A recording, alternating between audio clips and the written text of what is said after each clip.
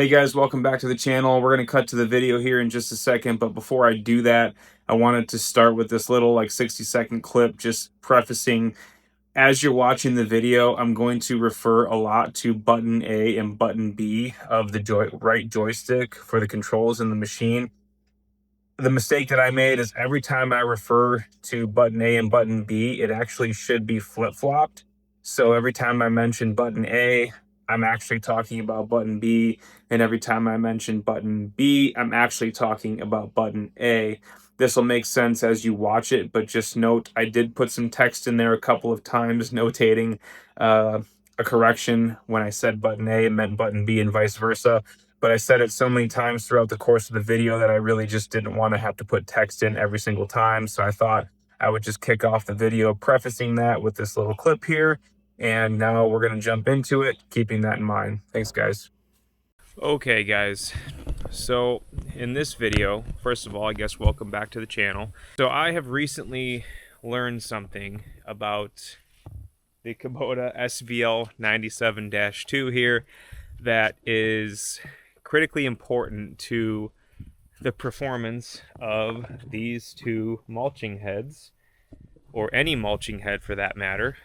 So long story short here, I had a subscriber comment on one of my videos a few days ago, and I'm not going to mention his name. I don't know if he wants I don't have his permission to do that, so I'm not going to mention his name because of that. But anyway, I have to give credit to this guy for this comment. So he commented on a video of mine basically saying he was watching me activate hydraulics on the right joystick of my machine when I have my drum mulcher attached, and he watched me press the left round button, and I'll show you guys this here in a minute, but he watched me press the left round button on the joystick to activate the auxiliary hydraulics for the machine.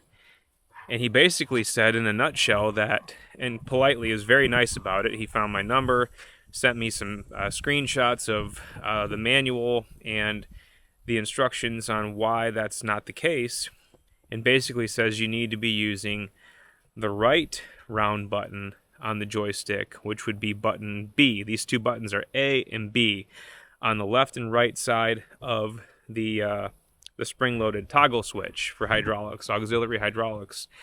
And he says the difference is that when you press the button on the left, button A, you are activating standard flow, which I think is 24.7 gallons per minute standard flow on this machine. And basically what he's telling me that means, if we go to the manifold here, when we activate button A, the left button, which is the button I've been using the whole time, he's basically saying that standard flow 24.7, even though it's coming out of your high flow couplers here, he's basically saying that standard flow at 25 gallons a minute flows out of the female coupler and into the male coupler. And that is standard flow, even when the auxiliary is set to auxiliary 2, high flow on this machine. If you press that button, you're still getting standard flow out of the machine, out of the female, into the male. The difference is that when you press, this is what he's telling me, when you press button B on the right side of the right joystick, you get the opposite. So now we have flow coming out of the male coupler and into the female coupler. And that is basically what he's saying you have to do in order to get high flow 40 gallons per minute out of this machine. So basically, you can imagine what I'm thinking here. First of all, no offense to this guy, but I was just like, man, I don't know if that's true. Like, does this guy know what he's talking about? But as I decided to delve into it a little bit more, things started to make sense. And so the first thing going through my mind is there is absolutely no way that I have been running this machine with both my mulchers, drum and disc, for the last 12 to 18 months now at 25 gallons a minute standard flow and achieving the productivity that I have. That was my thought. There's absolutely no fucking way. Excuse my language. And so I things start to make sense. So I'm like, well, let me just try it, right? Let me get in here and try it. So I get in and I hit my auxiliary button. I'll show you guys this in a minute, but I press button A like I always do, of course. That gets my drum spinning. I shut it off and I go to press button B. Nothing happens. And the reason for it, so what happened is the needles on my mulcher, so these guys right here, they just flicker a couple of times, and then it sounds like pressure is building, and nothing happens. No drum rotation, nothing. And so I'm going to explain to you what was happening here when you would press button B. I'm sure there are people out there that are going to watch this that are starting to understand already. But inside the higher end mulchers, there's a check valve that will not allow for reverse flow. And so when you hit button B, you're reversing flow from button A. So again, button A, out female into male. Button B, you reverse flow, out male into female. And so because button A works and runs my mulcher this direction, if I switch and go to button B this direction, that check valve in the mulcher will not allow for rotation. So basically, hydraulic oil is just deadheading right into the check valve, which is why you can kind of hear pressure build, the needles flicker a little bit, but you get no rotation.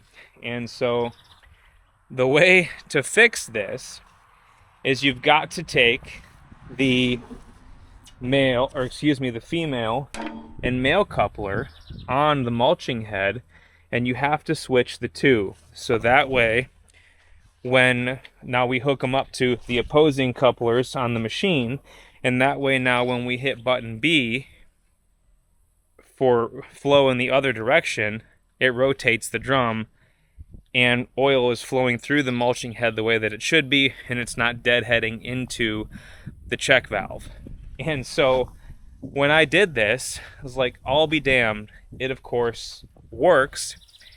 And there is a massive, of course, performance difference, which basically was proving to myself that we had been operating in standard flow the whole time with both my mulchers, still somehow achieving plenty of success. It actually, I'm excited to now see what my productivity level is going to be running in high flow. The problem here is that nobody seems to know about this, and no one is talking about it. So I reach out to my Kubota dealer, John. Shout out to John from First Choice Equipment. And super nice guy. Not just a salesman, very mechanically inclined. He has a mechanical background. The guy ran his own concrete business for 20-something years, and now he's working for First Choice Equipment, selling Kubota equipment. He also sells Vail equipment as well. And I said, John, I said, I have a subscriber telling me this. And John's like, I have no idea. And he's up on vacation in the UP of Michigan, four-wheeling with his family at the time. And he's like, I'll check into it on Monday. Well, it must have sparked his curiosity, because not 30 minutes later, I get a call back from John, and he says, hey, I called Adam Wasson from Vail Products, who is the salesman that actually set me up with these two mulchers here. And he says, Adam, this is what Zach's telling me. And Adam's like, I have no idea. He said, there's only one button that works. Of course, button A, right, on the Kubota, to get the drum spinning. And he's like, yeah, but, and then he explained the whole thing I just explained about the difference between button A and button B. And apparently this is a Kubota thing. This is the way that Kubota has the manifold plumbed, the way the plumbing works back in the machine, comes into the manifold. I'm not exactly sure how they have it plumbed. There's probably guys that are going to watch this that can tell me more about that than I can tell you. I can just tell you that this is the case. And so Adam's like, I don't know. And so then John reaches out to his CSM at Kubota in Texas, and explains it to him, and the guy kind of chuckles at him a little bit, and John's like, what's the deal here? And the guy's like, well, in a nutshell, yeah, that's correct. And so John, my Kubota dealer, is like, how come all the training videos, all the seminars and stuff that I've sat through, this has never been said for, informing the retailers that this is how you operate high flow in an SVL 97, a 75.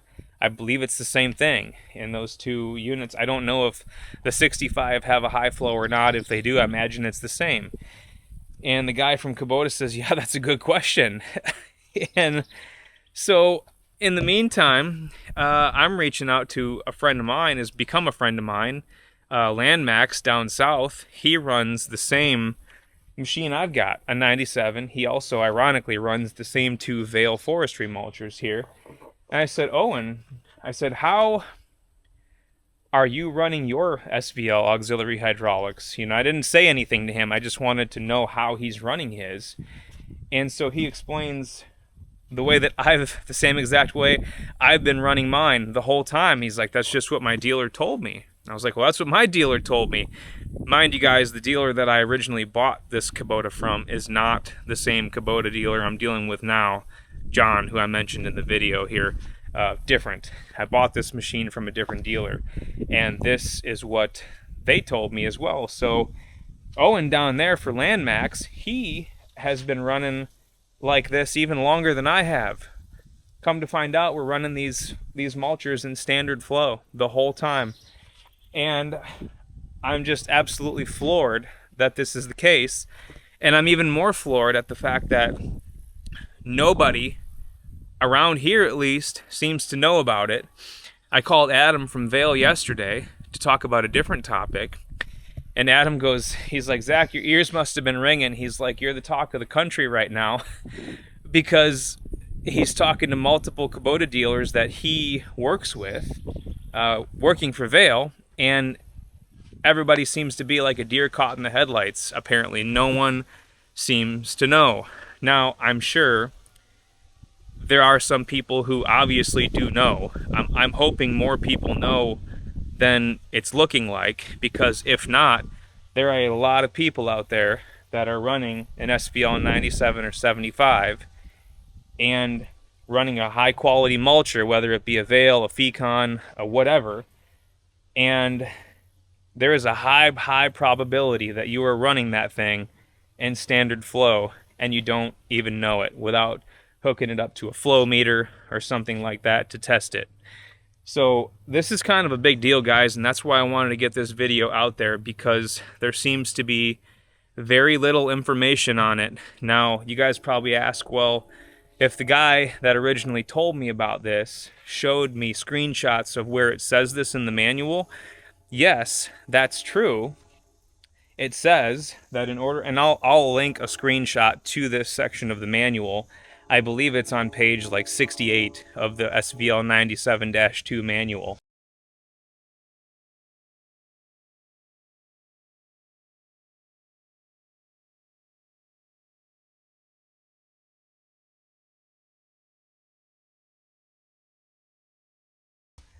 For reference, but it does say that for when in high flow, you must activate button B to flow oil out of the male port into the female port in order to achieve 40 GPM. If you activate button A, you are only activating standard flow, 24.7 I think is what the manual says, 25 let's call it, gallons per minute. But where you would get caught is if you hop in the machine here, you hook your mulching head up to it, standard, right? It comes with the couplers and the hoses on it. You hook it up to your manifold here, your auxiliary manifold, and then you go in there and you press button B and nothing happens, but then you just say, well, let me just try button A real fast, and then your mulcher fires up. Well, I mean, most people would probably assume that, well, I don't know, that must just be different, or it must be a misprint or something, because now the mulcher is working. Little do you guys know that, and little did I know, that you're only running it in standard flow. Big deal, because I swapped this around before heading into a job yesterday, and night and day performance, in my opinion. I had the disc mulcher hooked up yesterday, and what a massive difference. This is definitely going to play into some of my videos where I was complaining about the recovery time on the SVL 97 and about robbing power from the tracks while waiting for the recovery period after you bog it down. Those things all can still happen. It's just much less likely to happen because your flow rate is so much higher. So going to be harder to bog it down. When it does bog down, the recovery time is going to spool up faster. Your drum's going to spool up faster, so your recovery time is going to shrink. It's going to be a little easier. All right, time out. That train's going to ruin this. All right, I'm back. I think we're okay now. I've got tracks like a quarter mile down the street from my house, so it's obnoxious every time a train moves by. But anyway, how often does that train go by? So often you won't even notice. What's that reference from? It's true. All right, so anyway, massive difference in recovery because your flow rate is higher. Obviously, I don't have to tell you guys that. Like you're watching this video, you probably understand the difference between high flow and standard flow. Big difference. And so we're talking massive differences in productivity, just being able to accomplish more throughout the course of a day, on top of just the performance of the machine being a lot less friggin' annoying than it was previously. Now, all that said, just a brief little side note here, I'm still going to end up getting rid of the 97 because if you've watched my other videos, there are a lot of other things not having to do with hydraulic flow and power that I just don't like. You guys already know that. But in the meantime, while I still have it, this is going to be a pretty big game changer in terms of it not being quite as annoying to run. And I'm actually a little bit excited here to see what my productivity level can be now that I'm not running in standard flow on a high flow mulcher. It just absolutely blows my mind. I've now confirmed this with several people running 97s with a mulcher that have been running it the same way that I have been and just had absolutely no idea. And so I'm going to hop in here now and show you what this is all about, what the difference is, or how to activate this. So we're going to fire up the machine here.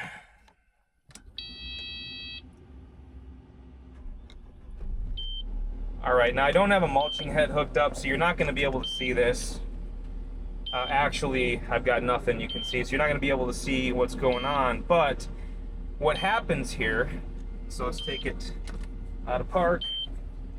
So this button right here is your auxiliary button. And so you probably won't be able to see me press this and see this screen down here at the same time. But if I press this once, I'm in auxiliary 1. That's just standard flow hydraulics. If I press this twice, 3 times, now I'm in auxiliary 2, 2A-14, 2L-09. That's maximum settings for 40 gallons per minute. But the weird thing is that even when you're in auxiliary 2 high flow setting, if you press button A, so here's your auxiliary toggle, button A is right here, this is button B. This is the button I've been pressing the entire time, right here, which even when you have auxiliary 2 set for high flow, if you press button A, you are still only going to get 25 gallons per minute out of the female port into the male port for direction of flow. The manual is telling me that when in this auxiliary, to get high flow 40 gallons per minute, I have to press button B, which reverses the flow, again, out of the male port into the female port. This was the button that when I would press it, nothing would happen, which makes sense now because of the check valve in the mulchers. It was just deadheading oil into the check valve. And so this is the button I've been running the whole time. Everything worked, but again, only at standard flow. Once I swapped the couplers on the mulching head, so hook opposite hoses up to the male and female quick couplers on the manifold, now all of a sudden direction of flow is correct for operating button B which is giving me high flow, 40 gallons per minute. So that is the difference. This is just your toggle switch. If you don't want to, activate, you don't want to lock in high flow, you can just actually, I'm going to shut it off right now because we don't want to be spitting oil. I don't have any attachments hooked up, but you can just toggle back and forth, and your ramp up time and your slow down time will respond accordingly. That doesn't really matter for the purposes of this video. That's something different.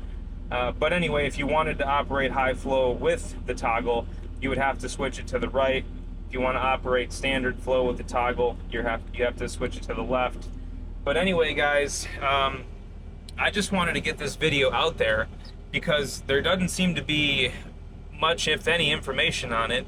Apparently dealers across the country don't know about it, and I'm sure there are obviously some who do, but it's mind-blowing to me that I've been able to contact as many people as I have that just couldn't tell me if it was true or not. And here I am learning about this from just a random subscriber on YouTube. I think he has his own mulching company, because it sounded like the way that he learned this was because he has a 97 and he has I think it was maybe like I don't know what brand of mulcher it was, but that's how, I don't know how he figured it out other than the fact that the manual says this, but I assume that maybe if somebody went to press button B and it didn't work, you know, that was just enough for that guy to maybe try to dive in or delve into why it doesn't work. And dude, I guess I just assumed that, you know, I was just believing what my dealer told me. Those guys have 3 of these in their rental fleet with mulchers on them, 2 with a Fecon, 1 with a Veil. The guys I bought this machine from have told me about all their experiences, because they get rentals for free, they work there, about all their experiences running the 97 with the Fecons and the 97 with the Veil. So obviously they run them a fair bit. They're the ones that showed me. Button A, here's how you activate your hydraulics with the mulching head on this machine. Obviously they're fucking wrong. Again, excuse my language, it's just a little bit frustrating. Kind of bittersweet, I guess, because it's frustrating to know that I've been shown wrong this whole time and nobody knew. Like, I, as the consumer, as, you know, the guy with the company, ended up having to point this out to them, and that I had to have a subscriber, I don't even know where he's at in the country, point it out to me. And now I'm the one informing everybody else that this is the case. But again, I just wanted to get this video out because this is for all of you guys out there who have a Kubota. If you're trying to run any high flow attachments, if it's a mulching head or a cold planer or something like that, and you're running it with button A, then you're running it in standard flow. I'm telling you. And so it's just, you know, any of you guys out there who have been doing that, I'm sure watching this video, if it makes it to you, is going to be as your mind's going to be as blown as mine was when I learned, almost to the point where I was like, there's absolutely no way that I have only been running this in standard flow this whole time. Like, it was unbelievable to me. And Adam from Vail, his comment, and I tend to kind of agree with him, is he's like, that's kind of a testament to the Kubota machine. He's like, I'm amazed that you were even able to productively run either one of these mulchers, especially the disc, because the flywheel on that is 1,100 pounds in and of itself, in standard flow. And I've been doing it. I've been making plenty of money over the last 18 months with this combination right here, running it in standard flow. So needless to say, guys, the sweet part is I'm pretty pumped to get to run these now in high flow, and maybe just have it be a little bit more enjoyable of an experience in terms of not having to wait as long for the recovery of the drum or the disc, not having to worry about power being robbed from the tracks quite as much, because the recovery period of the attachment will be quicker, and so flow reverted back to the tracks when going uphill, especially, will be faster and not as annoying. So I'm pretty excited about this news. I'm just kind of upset about how I had to learn about it and that it did end up being the case. Um, Now with the disc, I ran the disc yesterday and I was able to feel it out and see what the differences were. And man, truth be told, running it with actual high flow now, it reminded me much more closely to how the disc felt when I hooked it up to the Deere 335P in my 335P video, 335P review video, which a lot of you guys have watched. So thank you for that. Now that said, that machine's still 118 horse versus 97, and 44 gallons a minute versus 40. But my comparison at the time, unknowingly, was 44 gallons per minute on the Deere and 25 gallons per minute on the Kubota. And so that was why there was such a drastic difference between the two. Now, the drum mulcher here, the drum mulcher has to be tuned. If you guys have done any of your homework at all, you understand that drum mulchers need to be tuned to the machine. The disc mulcher does not. I believe it's a different motor setup. So I hooked the drum mulcher up to it yesterday, and it's just absolutely screaming. Like, it is running hot. The RPM is way too high. I can just tell my pressure relief is too high. My shift point is well, my shift point is what it is, but according to where the RPMs are set right now on the drum, but again, the drum is tuned to the previous to the button A standard flow on the machine right now, and so when I hooked it up, it was way too hot. So I don't even actually have a infrared tachometer. I had to order one from Amazon so that I can tune this thing. I've never had to mess with the tuning since Adam from Vail tuned it for me the day that I took it home. And so I did order one of those. It's a real simple process. Maybe I'll do a video on it, but it would really only be attractive to people who are running Vail mulchers, which there are some in my audience, but not so many that it would be maybe beneficial to do a video on it. Nonetheless, my point is that I can't run this yet. I have to retune it, and maybe I'll do some videos here in the future on how that feels once I get the thing retuned, now that we know we're actually going to be running 40 GPM. But guys, that's my experience. This has all been going on over the last couple of days. Shout out to the gentleman who pointed this out to me. Again, I'm not going to mention his name because I don't have permission to do so, but I cannot accept the credit for this. This is him.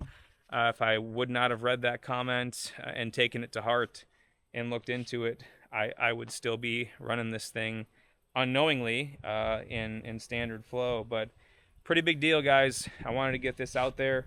Guys, if you guys know anybody running these things, or you know anybody looking at them, or if you're looking at them, just mention this to your dealer. I would be curious to actually, if you guys are looking at them, to ask your dealer first and see what they show you, and then bring this up to them or show them this video, or take a little clip, whatever part you need to show them, and tell them that, well, actually, that's wrong. Here's page 68 of the manual.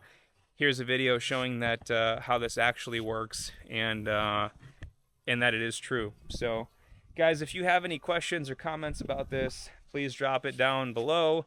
Like and subscribe. I really appreciate it. But this video is one that I would like to start to kind of get circulating around, so that people are not wasting their time with the Kubota. This is more of a Kubota deal than anything. I mean, they could potentially be losing sales because of this. I mean, I was ready to jump ship. I'm still going to jump ship for other reasons, but I was even more so ready to jump ship just because of the recovery period and just what seemed like lack of power with this machine. I'm a little bit less inclined now. The other reasons for me would just be the ability to keep it clean, the fact that it doesn't have a factory sealed pressurized cab, no reversing fan, all of those things. But the power issue is a moot point now for the most part, even though more horsepower, I think, and more hydraulic flow would only make it even better. It's just a little bit less annoying now than it was. I shouldn't say a little, a lot more. I mean, an extra 15 gallons a minute, pretty big deal. So again, guys, I appreciate you watching. If you have any questions about this or any more insight to it, I'm very curious to see what the viewer response is going to be for this video, just to see how many people know this and how many people just had no idea, and then also how many people had no idea and have been operating like this. That's really what I'm curious about. So again, guys, appreciate it. Drop the comments down below. I'll do my best to get back to all of you. My subscribers are definitely growing, and I'm having a lot more people reach out to me than in the beginning for just, you know, wanting to have a conversation about this business and about how I got started. They're looking to get started, how best to do that, how I get leads. Honestly, a lot of things that I've done videos on already. I just think a lot of people have more questions about those topics than maybe I, you know, delved into on the videos. But where I'm going with this is it's starting to get a little bit overwhelming just with trying to run the business, and it's summer and we're super busy. So I promise you guys, if you have reached out or you have texted me or called me and left voicemails, I have not forgotten about you. It's just that I only have so much headspace and so much mental capacity, and as it's starting to grow, it's just getting a little bit tougher to, not that I have so many subscribers that it's impossible to keep up with. I know people do, with way more subscribers than me, probably do a good job of it, but I have so much going on outside of the company too. So I will get back to you guys. I will respond. We will have a conversation. I just wanted to let you guys know that if I haven't right away, as opposed to in the beginning, that's why. This is the busy season for me. Even though we roll all year long, things have been crazy lately. I think with Rise Online, I've had, I mean, it's the middle of August now. I've had like almost 100 leads in the last 6 weeks from their services alone. And so a lot of quotes, a lot of property visits, and a lot of jobs scheduled. We're currently booked out through the middle of October, middle end part of October right now. It is August the 9th as I'm filming this, so things are getting really busy. So again, thank you guys. I appreciate it. Continue to reach out, and I will do my best to get back to all of you, and we'll have a conversation. So until next time, appreciate it.